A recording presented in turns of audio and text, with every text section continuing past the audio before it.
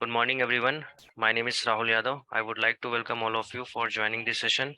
आज के सेशन का जो टॉपिक होने वाला है उसका नाम है ऑप्शन बाइंग स्ट्रेटजी। हम आज ऑटो टेंडर के थ्रू हम ऑप्शन कैसे बाय कर सकते हैं, मतलब कॉल ऑप्शन और पुट ऑप्शन में किस तरीके से स्ट्रेटजी बना सकते हैं बाइंग के लिए। क्योंकि एक्सपायरी वाले दिन मोस्टली क्या होता है कि साइडवेज मार्केट रहती है और उस कंडीशन में हम कोई भी स्ट्राइक प्राइस चूज कर लेते हैं, जिसकी वजह से हमें पता नहीं होता है कि प्रीमियम किस प्रपोर्शन में बढ़ेगा और प्रीमियम किस प्रपोर्शन में घटेगा। तो वो चीज़ हम इसमें आप समझेंगे ऑटो टेंडर के थ्रू। अब उसके बाद डैशबोर्ड पे आने के बाद हम रिलेटिव स्ट्रेंथ स्ट्रेटजी का यूज करके हम स्टॉक को कैसे एनालिसिस करेंगे वो हम चेक कर लेते हैं। तो उसके लिए आपको क्या करना पड़ेगा, सबसे पहले आपको निफ्टी और बैंक निफ्टी दोनों आपने देख लिया। निफ्टी फ्लैट थी और बैंक निफ्टी आपका नेगेटिव था। तो हमें क्या देखना है, सेक्टर स्ट्रेंथ रैंकिंग में आना है। और दो हमारे पास टेबल है, सेक्टर स्ट्रेंथ रैंकिंग की और दूसरा हमारे पास इंडेक्स सेंटीमेंट की। तो इंडेक्स सेंटीमेंट में आपको प्रॉपर दिख जाएगा कि कितने कितने परसेंट जो है डाउन साइड है, सेंटीमेंट एवरेज जो है डाउन साइड दिखा रहा है सेल साइड कौन कौन से सेक्टर्स में। जैसे ऑटो सेक्टर की बात करेंगे तो 70% इसमें डाउन साइड है। बैंकिंग इंडेक्स में 88%, 85% एनर्जी सेक्टर में है और 56% आपका एफएमसीजीज में है। मेटल सेक्टर में 85% है। तो आप जैसे ही देख सकते हो मेटल सेक्टर 85% है तो जरूर, बट निफ्टी अभी फ्लैट चल रही है, मतलब साइडवेज चल रही है। तो आपको ज्यादा अपॉर्चुनिटी कहाँ पे मिलेगी, बैंकिंग इंडेक्स में, क्योंकि ऑलरेडी इसमें थोड़ा सा दोनों सिग्नल फ्यूचर और ऑप्शन दोनों के सिग्नल क्या आए हैं, सेल करने की तरफ। और बैंकिंग इंडेक्स आप जैसे ही आप देखोगे यहाँ पे बैंकिंग इंडेक्स में जैसे क्लिक करते हैं तो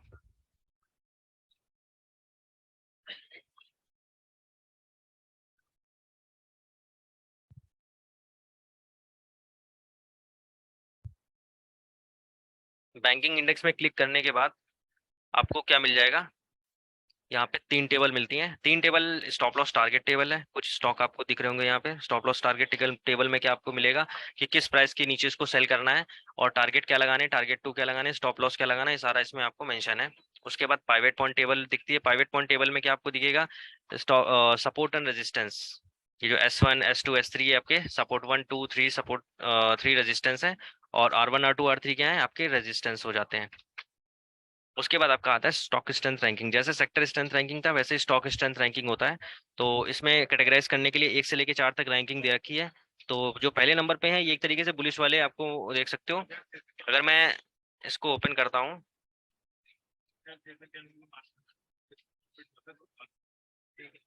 मैंने बोला था इसमें बुलिश वाले हैं, तो 78% बाइंग सेंटीमेंट आ रहा है, तो इसको हम अवॉइड करते हैं क्योंकि बैंकिंग इंडेक्स डाउन साइड है। तो हमें भी स्टॉक भी वो चूज करना है जो उसको डाउन लेके जा रहा है। तो पीएनबी है, कैनरा बैंक है। अगर पीएनबी पे क्लिक करते हैं तो सेंटीमेंट एवरेज 97% का आ रहा है। मतलब एक तरीके से आपकी 90% की एक्यूरेसी आ रही है पीएनबी के शेयर को शॉर्ट करने पे।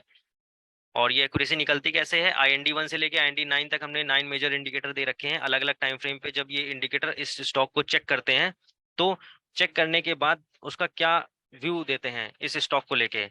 जैसे कि अगर मैं इसको एग्जांपल के तौर पे मान लेता हूँ एक्सपोनेंशियल मूविंग एवरेज, अगर ये इंडिकेटर 1 है तो इंडिकेटर 1 ने क्या किया, 5 मिनट से लेके डेली तक इसके सारे टाइम फ्रेम पे पीएनबी को चेक किया और उसने क्या बताया, ये स्टॉक जो है सारे ही टाइम फ्रेम पे डाउन है। ऐसे इंडिकेटर 2 ने क्या किया, इसको डाउन बताया। ऐसे 9 इंडिकेटर पे जब हमने चेक किया तो सारे स्टॉक कुछ ऐसे ने आप बताया और बाकी सबने इसमें मैक्सिमम जो है डाउन परसेंटेज ज्यादा है। तो 97% का आपका एक्यूरेसी रेट आ गया, एक तरीके से 97% का सेल सेंटीमेंट आ रहा है। आपको क्या करना है, शॉर्ट करना है इस शेयर को। अब शॉर्ट कहाँ पे करेंगे आप, सबसे पहला क्वेश्चन ये आता है शॉर्ट करने के लिए आपके पास यहाँ पे सपोर्ट एंड रेजिस्टेंस की टेबल दी हुई है। सपोर्ट एंड रेजिस्टेंस की टेबल पे आप देखोगे तो यहाँ पे पाइवेट पॉइंट, पीपी का मतलब होता है पाइवेट पॉइंट, इसी के नीचे आपको शॉर्ट करना होता है। सपोज अगर यहाँ पे 51.57 का प्राइस आ रहा है तो आपको क्या करना है, 51.57 से नीचे ही शॉर्ट करना है। 51.3 मतलब इसके नीचे जो भी आ जाए, क्योंकि स्टॉक भी छोटा है, प्राइस भी कम है, तो पॉइंट में भी अच्छा खासा फर्क दिया जाता है, क्योंकि क्वांटिटीज में कोई भी उठाएगा तो ज्यादा ही उठाएगा।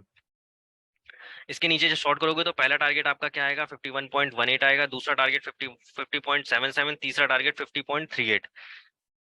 ये तीन टारगेट आ जाएंगे और ये आपका स्टॉप लॉस आ जाएगा R1।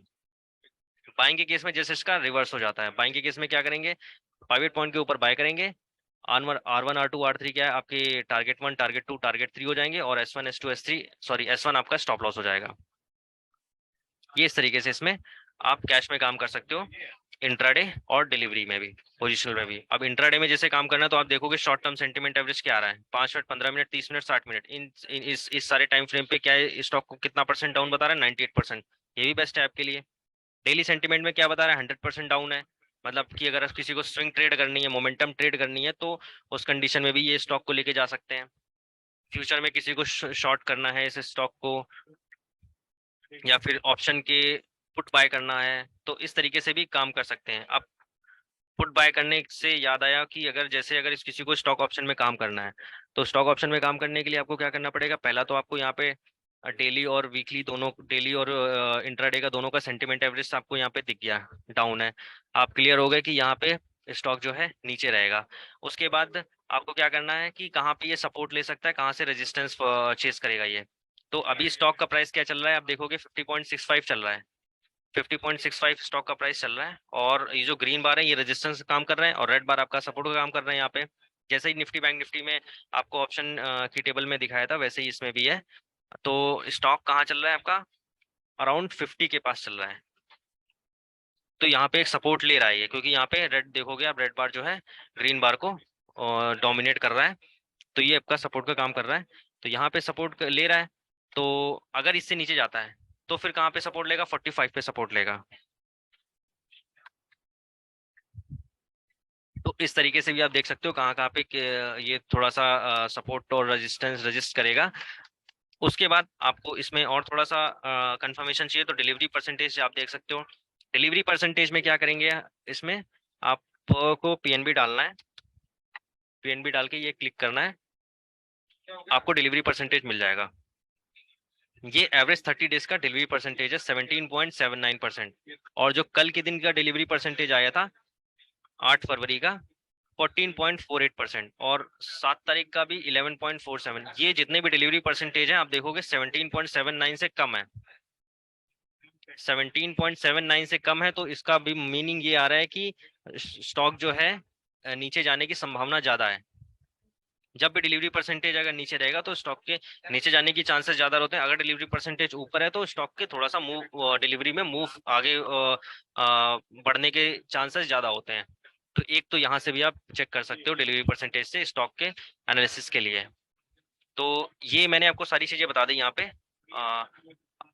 आपने सेशन को ज्वाइन किया, थैंक यू सो मच। अगर